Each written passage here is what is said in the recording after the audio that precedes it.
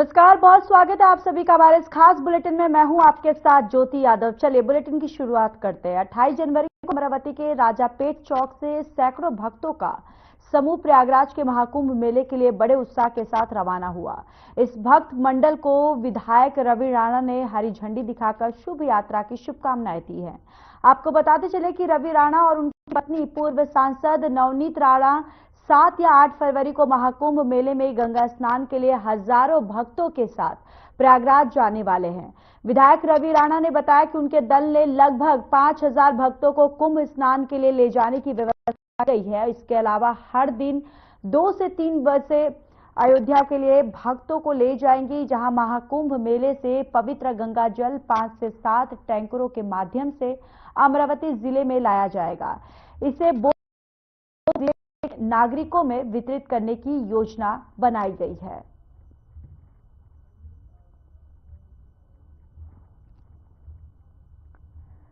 तो देखिए, अब यहां पर विधायक रवि राणा जो है वो भी महाकुंभ के लिए वो रवाना हो रहे हैं और इसके साथ ही देखिए इस बस को हरी झंडी दिखाकर उन्होंने रवाना किया है। दरअसल ये बस में जो गंगा जल है उसको लाया जाएगा और जिसके बाद पूरे जिले में बोतलों में भर के गंगा जल को वितरित किया जाएगा और महाकुंभ से दरअसल ये गंगा जल जो है लाया जाएगा। रवि राणा जो है वो भी जाने वाले हैं और साथ ही साथ उनकी पत्नी जो है रवनीत राणा वो भी जाने वाली हैं, जिसके बाद अब बस को भी हरी झंडी देकर रवाना किया गया है।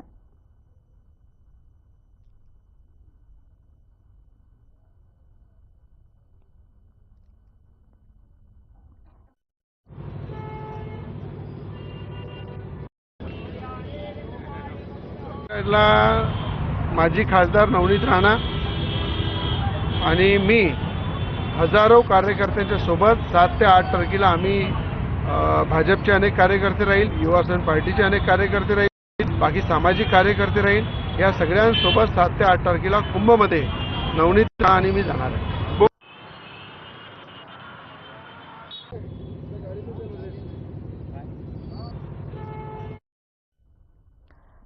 गुइलेन बेरे सिंड्रोम के बढ़ते मामलों में स्वास्थ्य विभाग की चिंताएं बढ़ा दी हैं। 26 जनवरी को जीबीएस से पुणे में पहली मौत हुई है। इसके बाद स्वास्थ्य विभाग सतर्क हो गया है। हफ्ते भर में महाराष्ट्र में जीबीएस के 73 नए केस सामने आए हैं। इस बीच पुणे में इस बीमारी के 101 एक्टिव केस जो है वो सामने आ चुके हैं। इनमें 19 साल से कम उम्र के बच्चों को भी जो बच्चे हैं वो भी शामिल है। स्थिति गंभीर होती जा रही है। दरअसल गुइलेन बीमारी जो है, जो बेरी सिंड्रोम, एक दुर्लभ और गंभीर ऑटोइम्यून डिसऑर्डर है जिसमें शरीर की प्रतिरक्षा प्रणाली गलती से परिधेय तंत्रिकाओं पर हमला करती है। मांसपेशियों में अचानक कमजोरी, खासकर पैरों और हाथों में झुंझुनी या शामिल जो है और रोगी को संतुलन बनाने में कठिनाई और चलने में परेशानी का सामना करना पड़ सकता है। गंभीर मामलों में सांस लेने में दिक्कत, तेज दिल की धड़कन और ब्लड प्रेशर में बदलाव भी देखने को मिलते हैं। ये लक्षण तेजी से बढ़ सकते हैं जिससे स्थिति गंभीर हो सकती है। डॉक्टरों का कहना है कि जीबीएस के मामलों में समय पर इलाज शुरू करना बेहद जरूरी होता है। गंभीर मरीजों के लिए वेंटिलेटर सपोर्ट की जरूरत पड़ सकती है। खासकर पानी और खाने की स्वच्छता का ध्यान रखना बहुत जरूरी है। जीबीएस और कैंपिलोबैक्टर जेजुनी जैसे बैक्टीरिया की वजह से फैलता है। दूषित पानी और खाना इस बैक्टीरिया को फैलने में मददगार होते हैं। ऐसे में साफ और स्वच्छ खान-पान का ध्यान रखना बहुत जरूरी है। जो गुइलेन बेरी सिंड्रोम की जो बीमारी है, यहाँ पे जो आउटब्रेक हुआ है पुणे, ज़्यादातर पुणे में इसके पेशेंट्स ज़्यादा हैं। अब तक की उसकी संख्या जो हुई है 73 तक 73 तक पहुंची है। इसमें से 16 कुछ तो वेंटिलेटर पे है और भी डिटेक्ट हो रहे हैं पेशेंट। ये बीमारी जो है एक पोस्ट वायरल कंडीशन में ही होती है। मतलब जैसे डायरिया वगैरह हो जाएगा, डायरिया, उल्टी, इसके बाद ही इसके सिम्टम्स स्टार्ट होते हैं। मतलब अचानक से वीकनेस आ जाना, अपने जो पैर, हाथ, ज़्यादातर पैर, इसका लोअर लिम्स में वीकनेस आ जाता है। वो 6 घंटे में भी हो सकता है या फिर 2-3 दिन में भी इसके वीकनेस बढ़ते जा। रेलवे पुलिस ने योगेश के चुराए गए सभी आभूषण बरामद कर लिए हैं। जांच के दौरान पुलिस को पता चला कि योगेश चौहान वाइल्ड रस्मी खेलने के लिए जाना जाता है, यानी ऑनलाइन गेम जंगली रम्मी खेलने के दौरान एक युवक द्वारा चलती ट्रेन से 7 लाख के गहने चुराने की घटना सामने आई है और कल्याण रेलवे क्राइम ब्रांच पुलिस ने सीसीटीवी की मदद से योगेश चौहान नाम के युवक को पुणे से गिरफ्तार किया है। पुलिस ने उसके द्वारा चुराए गए 7 लाख के आभूषण भी बरामद कर लिए हैं। दरअसल कुछ दिन पहले राहुल नाम का एक शख्स सिद्धेश्वर एक्सप्रेसवे से सोलापुर से कल्याण की यात्रा कर रहा था। राहुल ने आभूषणों से भरा बैग अपनी सीट पर रखा और सफर के दौरान उन्हें नींद आ गई। पुणे स्टेशन के पास आकर उसकी नींद खुली, तभी देखा कि सीट पर रखा गहनों का बैग जो है वो गायब है।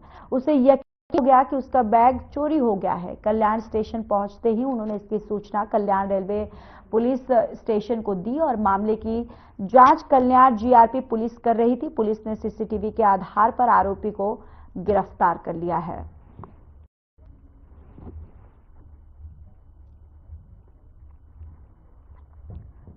तो पुलिस को यहां पर एक बड़ी सफलता हाथ लगती हुई नजर आ रही है। आपको बताते चले कि गहनों से भरा हुआ बैग जो है चोरी करके चोर जो है फरार हो गया था, जिसके बाद जो युवक था उसने इसकी शिकायत जो है वो पुणे स्टेशन पर दी, जिसके बाद पुलिस ने सीसीटीवी कैमरे की फुटेज के सहारे उस युवक को गिरफ्तार कर लिया, उस गिरफ्तार कर लिया है, जिसके बाद अब आगे की जो कार्रवाई है पुलिस लगातार कर रही है।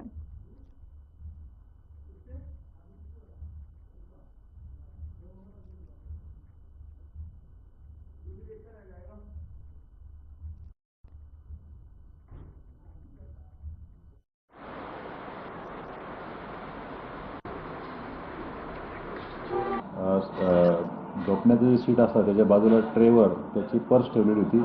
त्या पर्समध्ये एक 11 तोळे सोन्याचे दागिने पर्समध्ये ठेवलेले होते।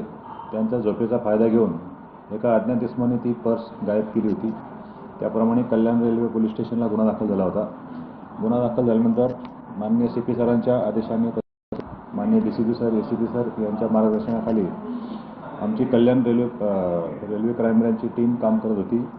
मग त्यांनी सर्व ठिकाणचे सीसीटीव्ही चेक करून योगेश निवास चव्हाण राहणार चाकण पुणे सीसीटीव्ही तसेच तांत्रिक तपासाच्या आधारे त्यांना अटक करून पुणे येथून 2 सोनाराकडून 111.430 ग्रॅम सोन्याचे लगड जप्त केलेली आहे आणि सदरचा गुन्हा उघडकीस केला आहे।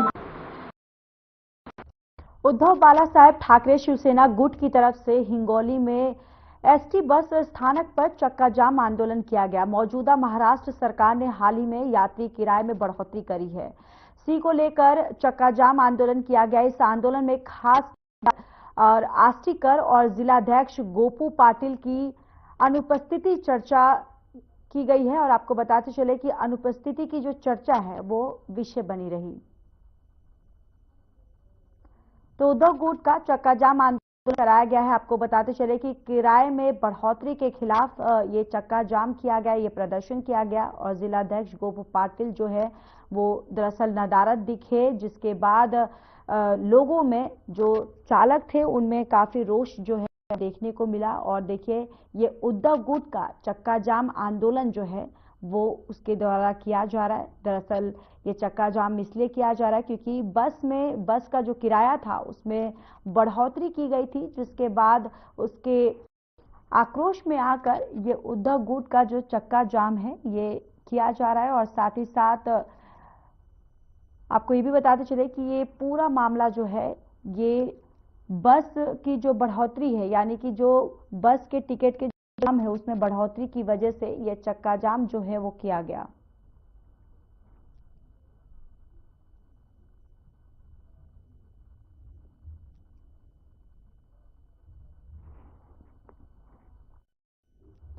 राजाराम गुप्ता चाल मारुति सेवा संघ के बगल में अप्पापाड़ा मलाड पूर्व में मैदान के पास आग लग गई और ये आग बढ़ते ही जा रहा है, यानी कि ये आग पूरी तरह से बढ़ती जा रही है। वहीं फायर ब्रिगेड की गाड़ी आधे घंटे के बाद पहुंची। बता दें कि खबर लिखे जाने तक आग पर काबू नहीं पाया जा सका है। तो मैदान के पास ये आग लगी है और ये आग की लपटें यहाँ पर साफ दिखाई दे रही है और इससे ये अंदाजा भी लगाया जाता है कि ये आग जो है कितनी भयावह रूप जो है वो धारण कर चुकी है। और आपको ये भी बताते चले कि लगातार आग पर काबू पाने का जो मशक्कत है, जो कार्रवाई जो है वो लगातार यहाँ पर दमकल विभाग के द्वारा की जा रही है, लेकिन अब तक इस आग पर काबू नहीं पाया गया है।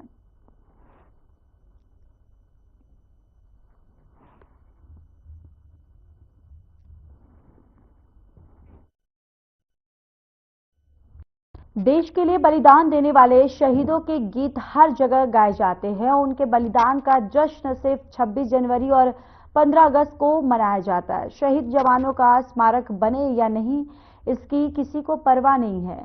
अहिल्यानगर जिले के शेवगांव तहसील में सुकली के वसंत पांडुरंग गरड 19 मार्च 1999 के कारगिल युद्ध में शहीद हुए। उनके बलिदान की गाथा आज 26 वर्षों में भी हर साल गाई जाती है। अफसोस उनका स्मारक आज तक नहीं बन सका। बताते चले कि जब तक उस स्थान पर केवल समाधि ही खड़ी है, क्योंकि सरकार इस पर गंभीर नहीं है और इस मामले को लेकर क्षेत्र के नागरिक सरकार और प्रशासन के खिलाफ प्रदर्शन कर रहे हैं। वहीं स्कूली की सरपंच यानी कि सुकली की जो सरपंच है माया लहूराव भंवर, सामाजिक कार्यकर्ता लाहूराव भंवर, पूर्व सैनिक बाबा साहेब अंधारे, मेजर संतोष मासालकर, ग्राम सेवक रामेश्वर जाधव और ग्रामीणों ने वसंत पांडुरंग गरड की शहादत को सलाम किया।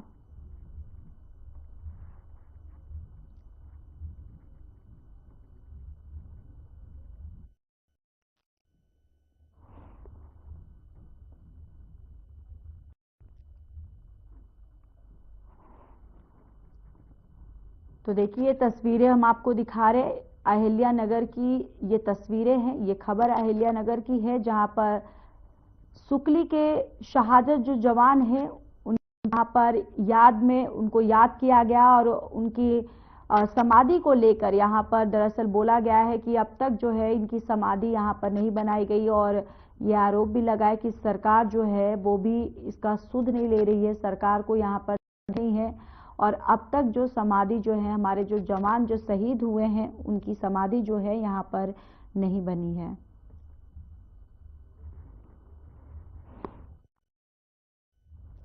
मैनपुरी सपा सांसद डिंपल यादव मंडी स्थित आड़तियों के द्वारा आयोजित कंबल वितरण कार्यक्रम में पहुंची। वहीं नवनिर्वाचित करहल विधायक तेज प्रताप यादव भी कार्यक्रम में पहुंचे।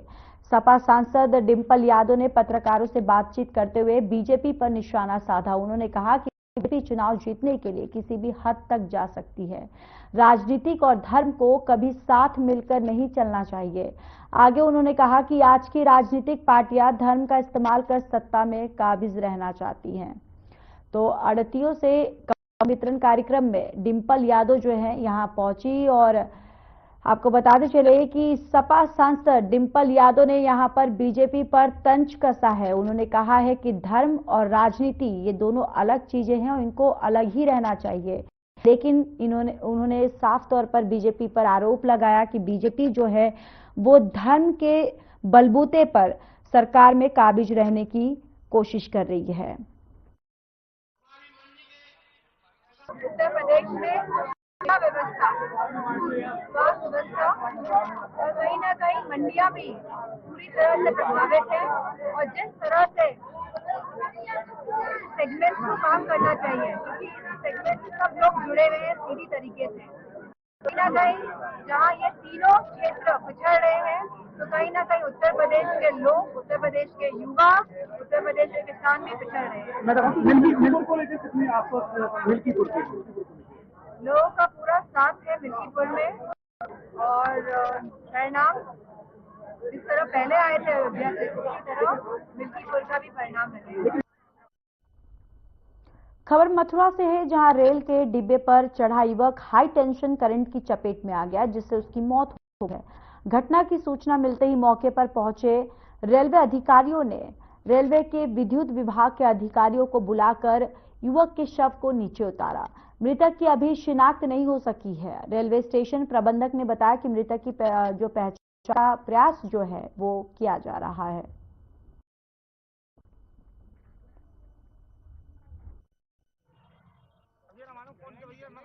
मामला ये है कि लाइन नंबर 1 में एक कासगंज को जाने वाली लोडेड मालगाड़ी खड़ी थी। इस पे कोई व्यक्ति राया एंड में, तो उस पर चढ़ने के कारण OHE से चिपक गए।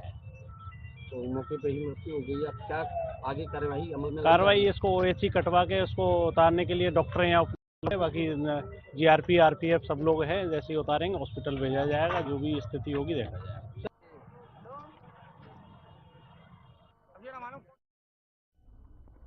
चलिए खबरों में आगे बढ़ते हैं। जिला प्रशासन सहारनपुर की पहल पर खगोलीय विज्ञान के प्रति जागरूकता विकसित करने हेतु स्टार गेजिंग कार्यक्रम के तहत डॉक्टर भीमराव अंबेडकर स्टेडियम में टेलीस्कोप के माध्यम से बच्चों को तारामंडल दिखाए गए।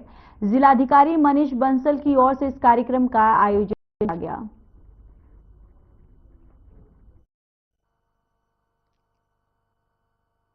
ये आज यहाँ पर स्टेडियम में हम लोगों ने एक स्टार गेजिंग प्रोग्राम रखा है, जिसमें जो स्कूलों के बच्चे हैं, हमारे गवर्नमेंट स्कूल्स के भी हैं, स्कूल्स के भी हैं, वो यहाँ पर आकर टेलीस्कोप के माध्यम से जो हमारे आकाश में जो विभिन्न तारे हैं और प्लैनेट्स हैं, आज उनको देख रहे हैं। जैसा आप जानते ही हैं कि हमारे जनपद में सीडीओ साहब के नेतृत्व में लगभग 22 स्कूल्स में एस्ट्रोनॉमी लैब्स हमारे गवर्नमेंट स्कूल्स में खोली गई हैं, जिनमें टेलीस्कोप्स के साथ साथ और ऐसी चीजें रखी गई हैं जिससे बच्चे विज्ञान और हमारे तारामंडल के बारे में और हमारे यूनिवर्स के बारे में जान सकते हैं। लखीमपुर खीरी के जिला चिकित्सालय के डायलिसिस सेंटर के मरीजों की जान के साथ खिलवाड़ किया जा रहा है। चिंता के विषय ये भी है कि जिम्मेदार अधिकारी भी इस पर चुप्पी साधे हुए हैं और लाचार मरीज इलाज के लिए दर दर भटक रहा है। पीड़ित ने आरोप लगाते हुए कहा कि शिकायत के लिए कई दिनों से मुख्य चिकित्सा अधिकारी दफ्तर के चक्कर काट रहे हैं, लेकिन सीएमओ संतोष गुप्ता अपने कार्यालय में नहीं मिलते हैं। चिकित्सकों ने मरीज का सप्ताह में 2 दिन डायलिसिस करने के लिए कहा है, लेकिन डायलिसिस सेंटर के कर्मचारी किडनी फेल मरीज का आवश्यकता अनुसार डायलिसिस न करके 1 आधे घंटे में ही खाना पूर्ति कर देते हैं, जिस कारण मरीज की जान खतरे में पड़ी हुई है। पूरे मामले की शिकायत के लिए पीड़ित अब मुख्य चिकित्सा अधिकारी दफ्तर के चक्कर काट रहा है, लेकिन वहां भी कोई सुनवाई नहीं हो रही।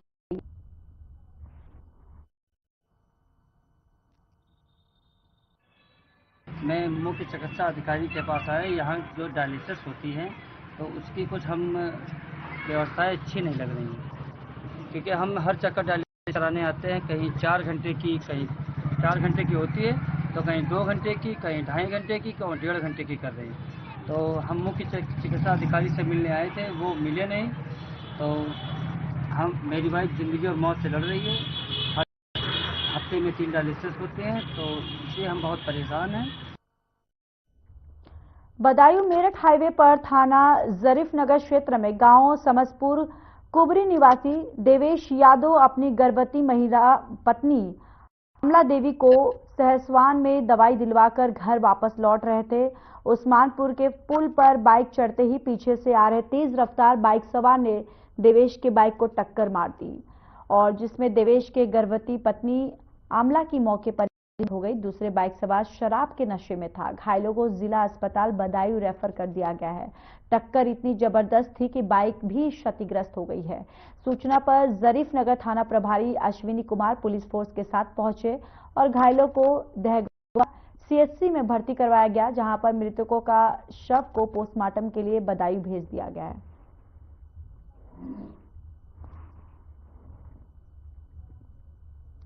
खबर मेरठ से है, जहां सास बहू के रिश्ते की अनोखी मिसाल देखी गई। मेरठ की 60 वर्षीय पुष्पा देवी ने अपनी 32 वर्षीय बहू रीना को किडनी दान किया है, और जानकारी के अनुसार मेरठ के वालिदपुर गांव की रहने वाली रीना के 2 बच्चे हैं और मई 2024 से रीना डायलिसिस पर थी, जहां पर यूरोलॉजिस्ट और सीनियर कंसल्टेंट डॉक्टर वैभव सक्सेना का कहना था कि रीना का केस काफी जटिल था, लेकिन उनकी सास के निस्वार्थ प्रेम और मेडिकल टीम की मेहनत से ये ट्रांसप्लांट सफल हो सका। अब सास और बहू दोनों ही पूरी तरह से स्वस्थ हैं।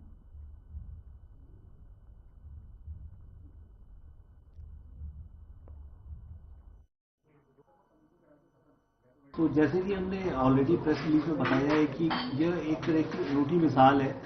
सास ने बहू को, जिसकी की किडनी खराब थी, उनको ट्रांसकिडनी एक दान की और उसको एक नया जीवन दान दिया है। इनकी जो बहू थी वीना, वो काफ़ी समय से किडनी की बीमारी से ग्रस्त थी और डायलिसिस पे थी। परफेक्ट मैच और परिवार में माता पिता का, भाई बहन का या बच्चों का नहीं मिल पा रहा था, पति का भी। और उसके बाद ये काफ़ी होपलेस हो गए थे कि कैसे इस ट्रांसप्लांट कैसे हो पाएगा। हम ये संदेश देना चाहते हैं कि हमारी सिस्टर जो है बहुत ज़्यादा डायलिसिस हो रही थी, बीमार थी इनकी, ये वो डायलिसिस चल रही थी इनकी। तो हमने देखा होगा, आपने भी देखा होगा कि आपने भी देखा होगा कि कोई सास अपनी बहू को मतलब ऐसे दे नहीं सकती किडनी। तो ये पहले ही केस हमने भी सुना, डॉक्टर साहब ने बताया हमें कि हमने अपने हॉस्पिटल में पहला ही केस किया है ये कि सास ने बहू को दी है। बुलंदशहर में मामूली विवाद के बाद सिपाही और इसके बेटे के साथ मारपीट का आरोप सिकंदराबाद विधानसभा से बसपा प्रत्याशी रहे हाजी इमरान और उसके परिजनों पर मारपीट का आरोप लगा है। मारपीट की घटना का वीडियो सोशल मीडिया पर वायरल हो रहा है। पीड़ित सिपाही की तैनाती गाजियाबाद में बताई जा रही है। पूरा विवाद रास्ते से ईंटों से भरा ट्रैक्टर निकालने को लेकर हुआ था। मामला सिकंदराबाद कोतवाली क्षेत्र स्थित ओम पैलेस के पास का है। सिपाही और उसके बेटे के साथ मारपीट हुई। यहाँ पर ये मामूली विवाद में मारपीट बताई जा रही है। बसपा प्रत्याशी पर ये मारपीट का आरोप जो है वो लगाया जा रहा है।